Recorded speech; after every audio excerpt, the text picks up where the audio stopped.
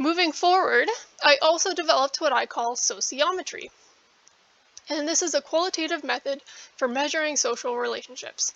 And I developed this method doing a study at the Sing Sing prison. Using questionnaires and interviews, I scored each prisoner on around 30 variables. And by comparing one prisoner's answers to another prisoner's answers, I was able to determine the similarities and contrasts between them. And using the score, I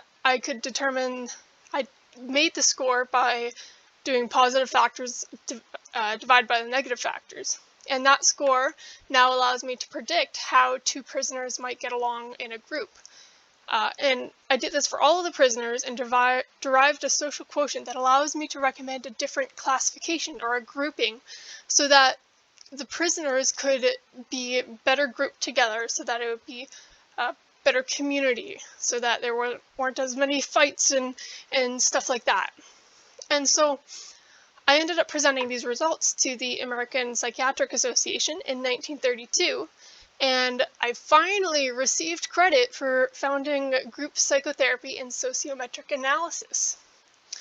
I was then invited to do a similar project at the Hudson School for Girls with the help of Helen H. Jennings. During this project, I developed sociograms. And these are social maps to describe interpersonal relationships. I have each person write down the names of two people that they would like to work with in a group. And it doesn't really matter what the activity is, because the likelihood of choosing the same people is pretty high. Using this information, I draw a diagram showing who chose who. And using this, we can identify the isolates, the cliques, and the stars.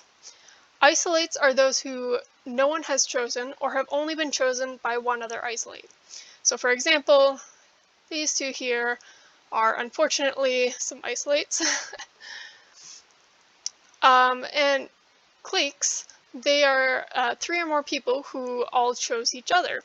So for example, 5th grade right here, they've all chosen each other. You can tell that they are a clique together. And lastly, stars are those who are chosen several times.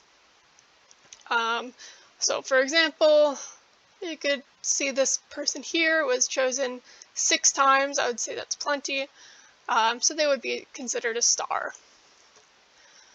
And so this visual representation of social dynamics within a group is very valuable to a leader or director, especially in a teaching setting. So this would be very valuable for schools to identify maybe who needs to feel more included in a group and how to facilitate positive groups for certain activities. So in addition, I also introduced psychodrama and group therapy to help guide the students to develop more positive behaviors, and I did this by getting them to reflect on their true selves. I again want to clear the air up about group psychotherapy. At this time, I finally got some recognition, but then some guy comes along by the name of Sam Slavson, and he started claiming that he started group therapy. And so I despised him, of course, and I made that very clear in the several letters that I had sent to him. And he also made that clear that he didn't like me either.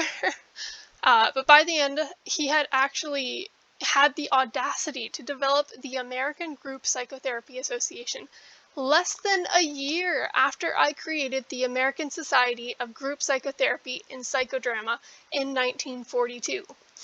Long story short, this guy is a fraud. Don't listen to him. I founded group psychotherapy. Don't listen to that guy. Anyway, to kind of summarize my accomplishments, I'm the founder of what some people call a religion, which was the House of Encounters. I started my own theater. I started Impromptu Magazine. I owned the Beacon Hill Sanatorium, and it was then renamed after me. I developed several associations to spread awareness of my theories of interpersonal relationships and group therapy. And then, of course, I am the one who established group therapy, and I also developed sociometry. So the associations that I'm talking about, there are several associations that carry out my legacy of psychodrama in sociometry. The first being from 1942. And then I also created an academy to ensure that I could teach the techniques for the continuation of psychodrama therapy. Later, I even developed an international center to have my therapies used in other parts of the world. I've influenced many professionals in their own practice, including Helen H. Jennings, Carl Rogers, Abraham Maslow, and Kurt Lewin. A more current establishment that continues to practice and teach my legacy is the Centre of Psychodrama and Sociometry of Ontario. And this here is their logo. And they're currently working on developing courses that they hope will be offered in select universities so that they can try and get some younger psychologists to understand what psychodrama and sociometry do. So here's an incomplete list of my publications throughout my career. As you can see, I was always writing something, though many people say that I could not write to save my life.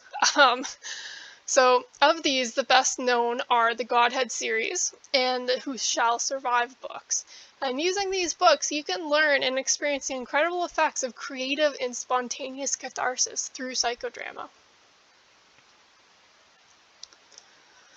So in my older years, I grew sick, and I came to the realization that I've done all that I can in this world. And I wanted on my tombstone the man who brought joy and laughter to psychiatry, because that was always my goal. I wanted to make therapy easier for people. And even after all of my accomplishments, how is it that you had no idea who I was? I think that's absolute BS if you ask me. Join me and my legacy and take on the role of a god. So I'm going to take on the role of Leona now, and I'm no longer Moreno. And I just want to clarify something. So if you see here on Moreno's tombstone, it says he was born in 1889 in Bucharest.